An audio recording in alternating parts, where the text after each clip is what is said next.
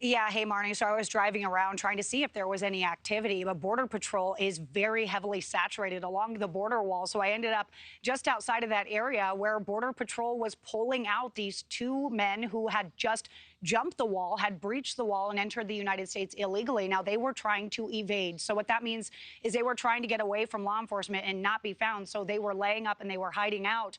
Border Patrol went in there with canines and several agents and actually located them and pulled them out. Again, this is only 1.9 miles from where I'm standing, which is where Vice President Kamala Harris is slated to be in just mere hours. Now, these two individuals, had they not been caught, they would contribute to the more than 2 million gotaways that have already been recorded this year. So Kamala Harris is slated to be here this afternoon around 2 or 3 o'clock. She'll be here at Cochise College in Douglas. Now, Douglas is only a town of about 16,000 people, roughly.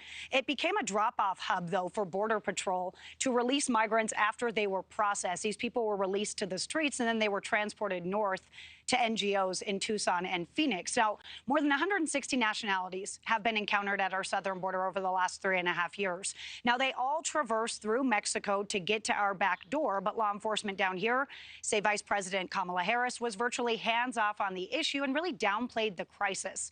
Now, for the majority of this administration's term, both Vice President Harris and President Biden have held very compassionate stances when it comes to the southern border.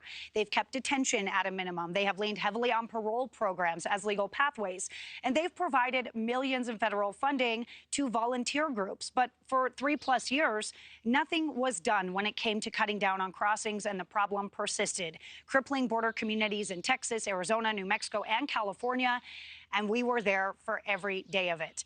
When pressed on the millions of migrants who have poured across the southern border under this administration, or the lack of vetting that's happening in the processing, Vice President Harris points to the failed bipartisan border bill. That's a bill that was backed by the Border Patrol Union, but it was heavily opposed by the National Sheriff's Association.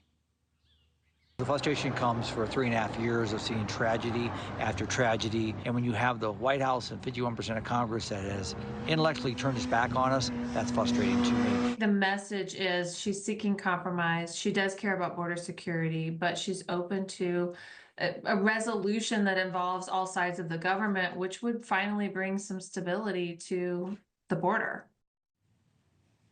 Now, Marni, you heard from Sheriff Daniels there, who has been extending the invitation to Vice President Harris for 3.5 years now. He has not had a single conversation with President Biden or Vice President Harris, aside from this event slated for today. Now, Sheriff Daniels will be there hosting the tour along the border when she makes that stop. Marni. And what is the plan for today? What will she be seeing, given that you're out there all the time, Allie?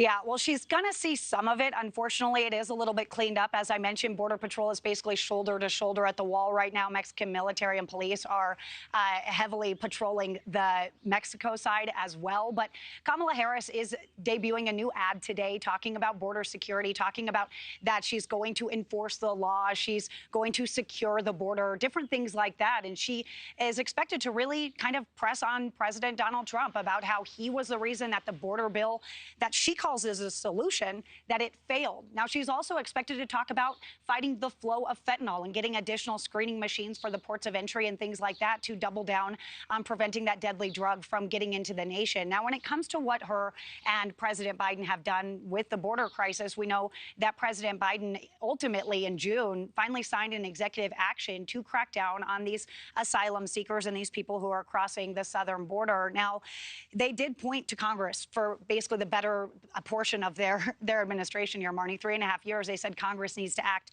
and do something. But here's the deal. Democrats actually controlled Congress for the first 2 years of this administration, but no border legislation was negotiated or passed during that time. So now with this executive action, and all of a sudden border crossings are down, right ahead of the election, a lot of people are questioning whether or not that this administration is truly committed to getting a hold of this border crisis. Thank you for watching. Go to newsnationnow.com to find NewsNation on your television provider. And don't forget to click the red subscribe button below to get more of NewsNation's fact-driven, unbiased coverage.